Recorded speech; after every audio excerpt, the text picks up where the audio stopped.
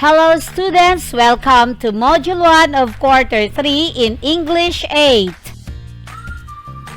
Before we go any further, ponder on this. Have I always been fair and just to things and people?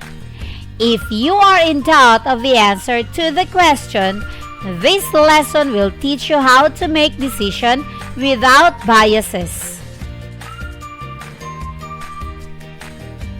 Let us learn.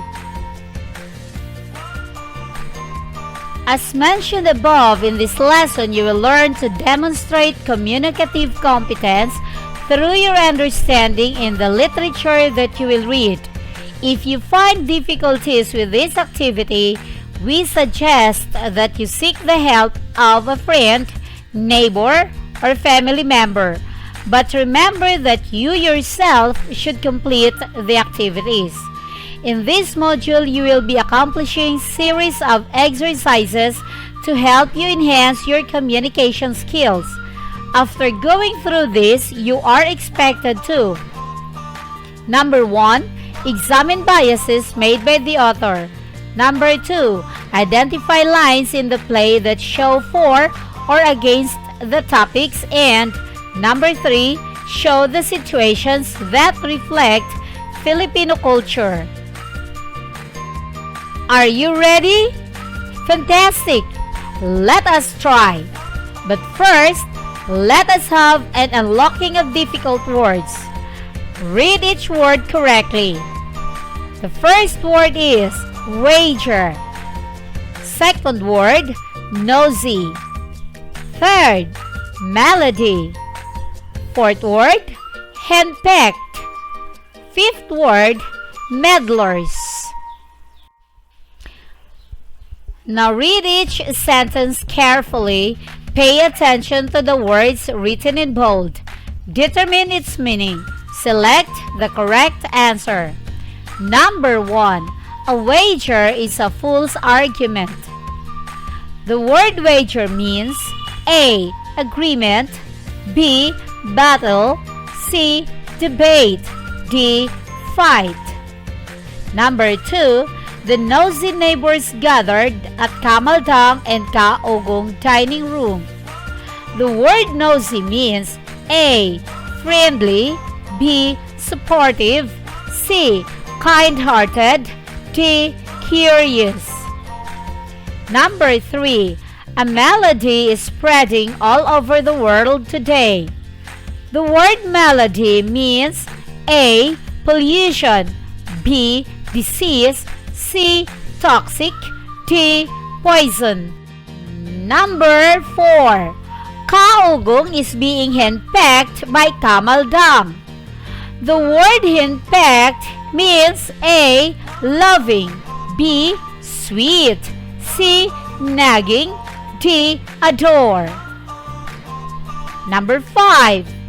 Kamaldang got angry to her neighbors as meddlers. The word meddlers means A. Interfere, B. Supportive, C. Invited, D. Kind. Now let's check your answer. For number 1, the answer is letter A. Number 2, the answer is letter D. Number 3, the answer is letter B. Number 4, the answer is letter C. Number 5, the answer is letter A. Did you get it all correctly? Very good. Now let's proceed. This time, we will read a Philippine literary work that shows Filipino culture that commonly happens in Filipino household. Are you excited? Okay, let's begin. Read the selection carefully and take note of the important details. Why women wash the dishes? A story written by Filomena Colindrino. In the town of Santa Rosa, there once lived a couple named Hugo and Imelda. Every mealtime, they quarreled over the chore of washing the dishes. Imelda would scold Hugo if he refused to wash the dishes. Sometimes he would become angry and call him names. And if he talked back, she would get coconut midrib broom and chase him with it.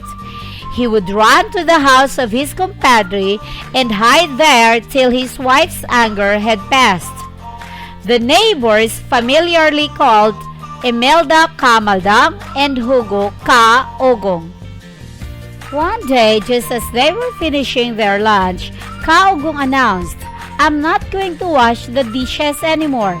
He threw out his chest and lifted his chin. "Who says so?" asked Kamaldang, holding up her chin higher than his. "I say so. I worked so hard in the field this morning. I'm not going to wash any dish."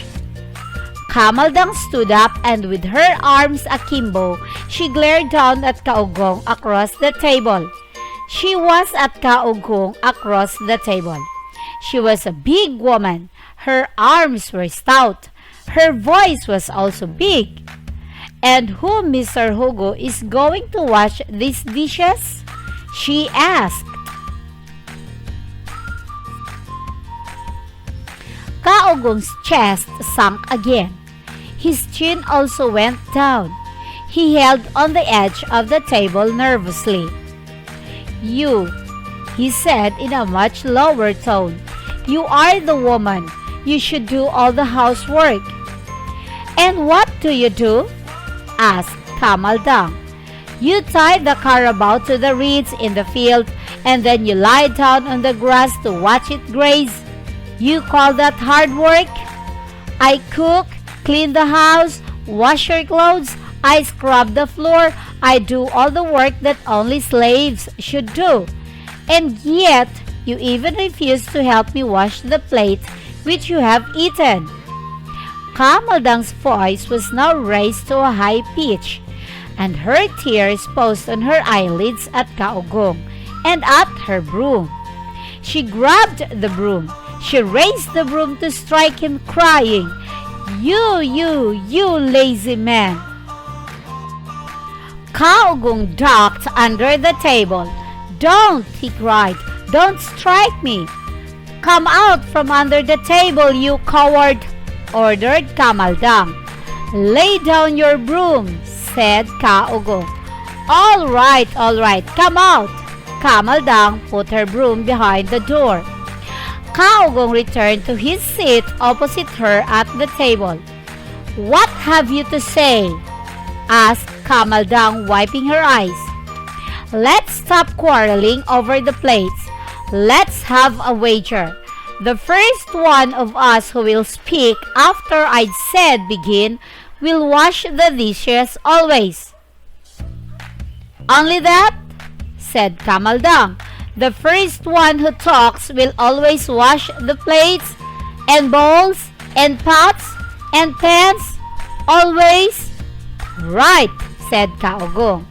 "If you ever say just one word to me or to anybody or to anything after I had said begin, you will always wash the dishes." "That's easy. I can't keep my mouth shut even for a week." "You can't. You even talk to your carabao." "All right, are you ready?" asked Ka-Ogong. Kamaldang sat upright in front of him across the table. She nodded her head, compressed her lips, and Ka-Ogong said, "Begin." They both fell silent. They sat at the table looking at each other across the unwashed plates and bowls and spoons. They did not like to leave each other for fear that one would talk without the other hearing. They sat there just staring. Soon the cat began to mew for its food. Neither Kamaldang nor Ka-Ogong paid attention to its mewing. The cat chomped upon the drying dishes to lick the leftovers. Kamaldang did not drive the cat away. Neither Ka-Ogong. The cat licked a pot and pan on it, overturned a kettle, spilled its contents, then went to lie down under the table. Kaugong pretended that nothing had happened. He continues to sit still, and so did Kamaldang. Soon it was getting late in the afternoon, but they went on sitting mutely at the lunch table. Their eyes were tired from staring hard at each other. Tears began to roll down their cheeks. Kaugong's shirt became damp with his sweat. Kamaldang's sweat gathered on her forehead and trickled down to the sides of her face and fell drop by drop to her breast. A neighbor called, "Compadre Ugong! Oh, compadre!" Kaugong did not answer.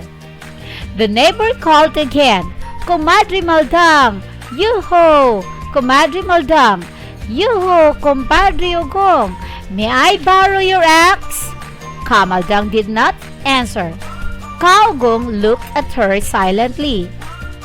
"Perhaps nobody is at home," they heard the neighbor say to himself. But why did they leave their ladder at the door? They usually remove the ladder when they go away. "Well, I'll just go up and get the axe and return it later." The neighbor went up. When the neighbor went to the bamboo ladder, he was surprised to see Kamaldang and Kaugong sitting silently at the table where the plates had dried up with the leftovers. He hurried toward them. Kaugong neither moved nor talked. The neighbor repeated his question. He shook Kaugong's shoulder. Kaugong let him shake him, closing his lips tighter. The neighbor turned to Kamaldang. "Speak, comadre. What happened?" He shook her shoulders too. She pushed him roughly aside but did not speak. "Did you eat something poisonous? Some food that has made you dumb?" He shook each one alternately, but still neither stood up nor talked. The neighbor was alarmed. He did not get the axe but ran out to the rest of the neighbors. He told them that something terrible had happened to his compadre Ugong and comadre Maldang. The neighbors gathered at Kamaldang's dining room. They took turns trying to make them speak, but the two continued to sit staring at each other in silence. Kamaldang looked at her husband threateningly for a moment, then closed her eyes. Kaugong knew that she did so to avoid looking at the neighbors. He also closed his eyes and ignored everyone who had come up to his house. Kamaldang was very angry with her compadre's interference, but she dared not to speak her mind. She pretended to be asleep. The compadre was very much worried. He ran to the village herb man. The herb man came and when he saw the motionless, silent husband and wife sitting at the table, he declared that they were bewitched. He spread a woven bud mat in the center of the sala and asked the bewitched couple to lie down. Kaugong obediently lay down and closed his eyes. He curled up and went to sleep, but Kamaldang refused to get up from where she sat at the dining table. The herdsman said, "Ah, the spirit that has taken possession of her is very stubborn. I must break its spell." He turned, then produced from a small bag, which he always carried, 9 pieces of bitter leaf, a piece of areca nut, and a little lime from a tiny bottle. He examined the leaves closely to choose those which had veins running in identical arrangements on each side of the midrib. He cut the nut into 9 pieces. He spread a little lime on each bitter leaf, rolled them, and wrapped them around each piece of areca nut. He now had 9 rings of the leaves. "This represents the lost spirit of the couple," he said. He chewed the leaf and nut. When he had chewed it, he spat it on his palm, dipped a forefinger of the other hand into the nut-colored saliva, and marked it across on the foreheads of Kaugong and Kamaldang. Kaugong did not seem to feel the old man's finger on his forehead. Kamaldang caught the man's forefinger and twisted it. The old herb doctor cried, "Aray!" and pulled back his hand. He moved toward Kaugong, who was lying down, calling his name softly and slowly several times. "Come, Ugong! Come back, Ugong!" Kaugong did not move nor speak. "Come, Maldang! Come home to your body now! Come!" "Maldang!" chanted the old man. Kamaldang did not answer.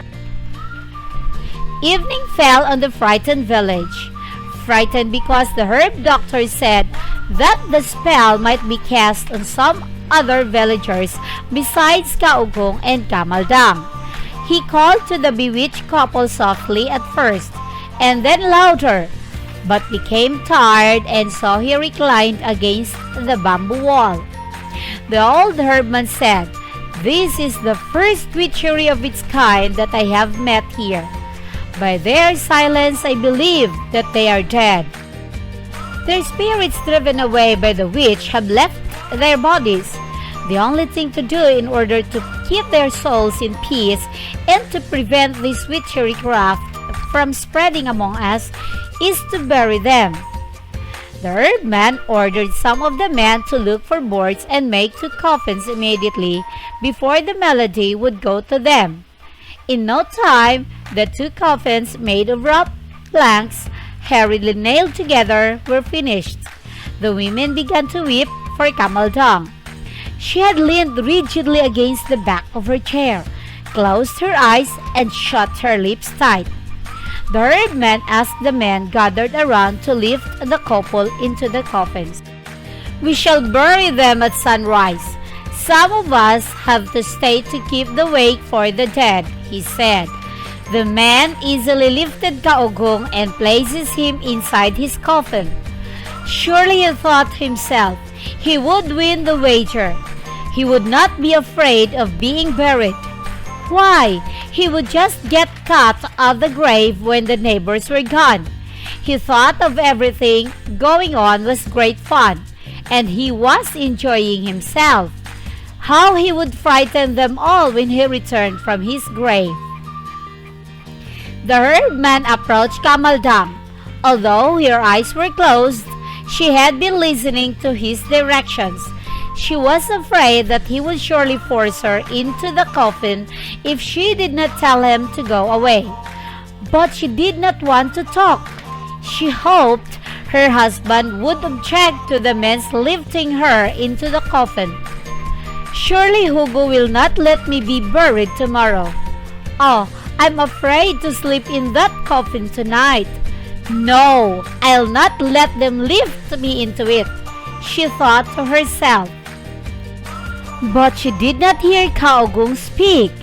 She opened her eyes just as the herdman, aided by 2 other men, put his arms around her to lift up from her chair. Kamaldang pushed the men, got up to her feet, and shouted, "Don't touch us! Get out! Get out of my house! Shame on you for coming here, meddling with our lives!" Kaugong leaped to his feet. He also shouted, "You talk first!" He jumped about, clapping his hands and saying to the astonished neighbors, "She talked first. We had a wager. Now she will always wash the dishes." Kamaldang lifted up the lid of Kaugong's coffin to strike his head with it, but he ran out with his neighbors, still shouting happily and saying, "I won! I knew I would win. Now I'll never wash dishes." The end. Did you have a good time reading the short story? Alright, let's move on. Let us practice. Read again the passage. Find the lines that are used by the author that go for or against beliefs and traditions, men, women, neighbors, and herb doctor. Now for your clarification, when we say go for, that means in favor of. And go against means unfavorable of or unfavorable to. Alright, do you understand it now? Very good. Let's proceed. Let us practice more. From the passage that you have read, write down your thoughts or comments from the following questions. Number 1.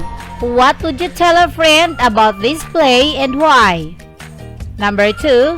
What does this drama show about the position of women in the Philippine society during that time?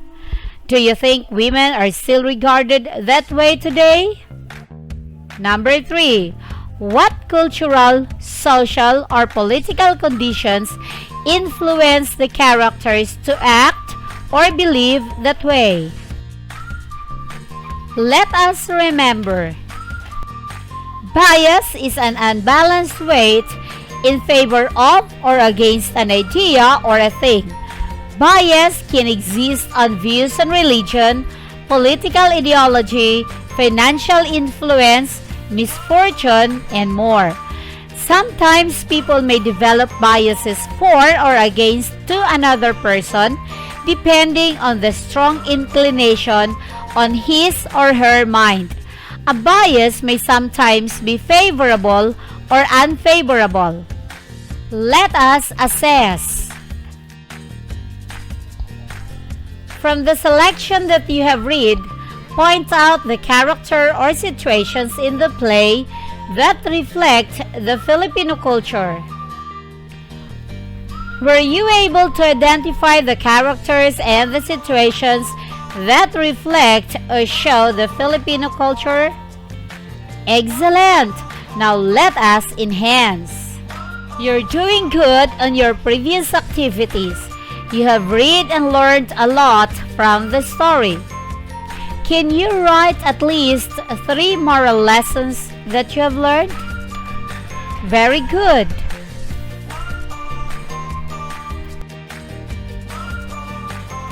Let us reflect on this.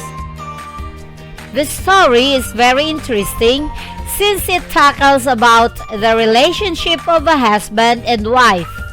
The issue is being biased with the household chores. To clear things out, remember that bias is an unbalanced weight in favor of or against an idea or a thing. To avoid being biased in a certain idea or a thing, when making comparison, you have to choose words carefully, constantly check gender assumptions, and think twice before you decide. Always remember that to be able to have a harmonious relationship with other people or with your loved ones, avoid being biased and be fair at all times. Bear in mind, class, that bias is an unbalanced weight in favor of or against an idea or a thing. To avoid being biased when making comparison, you have to choose words carefully, constantly check gender assumptions, and think twice before you decide. I am Madam Flordeliza Ramirez Mahilum, your English 8 teacher, saying, remember to be fair at all times. See you next, and God bless us all. Keep safe, everyone!